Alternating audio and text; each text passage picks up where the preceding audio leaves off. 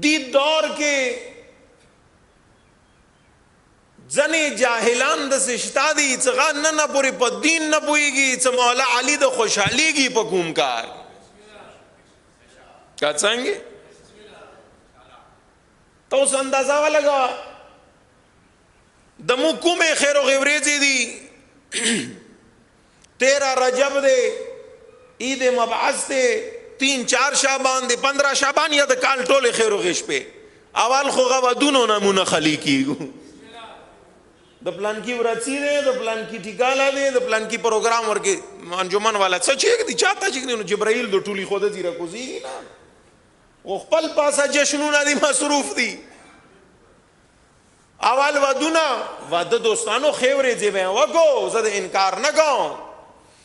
خدا خیورې دې څه کومې د دې ورځو اهمیت دی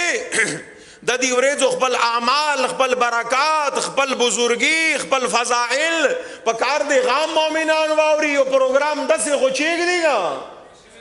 څنګه کې د دې ورځو اهمیت متعلق د تربیت خبرې وشي د دین خبرې وشي د اهل بیت او د رضایت او د خوشحال ستلو خبرې بګار دی ورګي وشي اور بیا دویمه خبره چې حکومت خیر او غوریزي دي اول ودونه بیا دویم کار ورکی بل چې بیا کوم خیر او غوریزي دي غباندې جشن هغه انداز کې نه دی چې کوم جشن د اهل بیت او پر اختیار او غسه مناو شي غکی فضائل بیان شي غکی مناقب بیان شي غکی ذکر د اهل بیت وشي غکی فرمایشات د پاکو پیشوایانو بیان شي غسی خو مناویږي نه بیا 13 رجب باندې پلان کی زیارت تراشو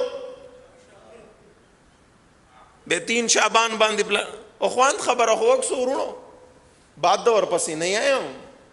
کا اخرو پاک ذکر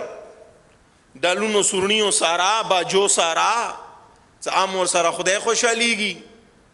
کا څنګه عام سره رسول علي خوشاليږي غب یا جیونه ورته ډیر پاک ذکر خروغ طریقې والا ذکر پر جیونه ډیر خروغ برکات والا زیارتونه قبرستانونه په عذاب کړي دي سوچ خبره دې کنه دی ورونو د مو قوم حالت دا دی چې مو صرف دین تبلیغ پر خلای دې مليان ہوتا تو به یې لکه ما بیګا بل اورېځو لنډیو کې دا خبره کړې و چې تب یې لکه خدای ټیکا ملا ته ویرګړي چې بس ټیکاداری شوی او سیته ذمہواری خیال به ساتي دا نور به لکه سارا څه ذمہداری نه وي او دوستان عزیز کله د یو محترم مقام به حرمتی کیږي کله د دین به حرمتی کیږي کله د هندو مذهب رواج د ما ملت کې پیداویږي اور غتا نمو اور رشد ملاویږي دمو بزرگان دین دمو اولیاء اللہ اغا علماء اللہ درجات بلند کا ما صحیفہ انوریہ دا حضرت میاں بزرگوار سید شاہ انور بزرگوار اغا اشعار لیدو څنګه دی ډنل سرونی متعلق کی څوره خلکو باندې سخت تبلیغ غړې د خپل اشعارو کې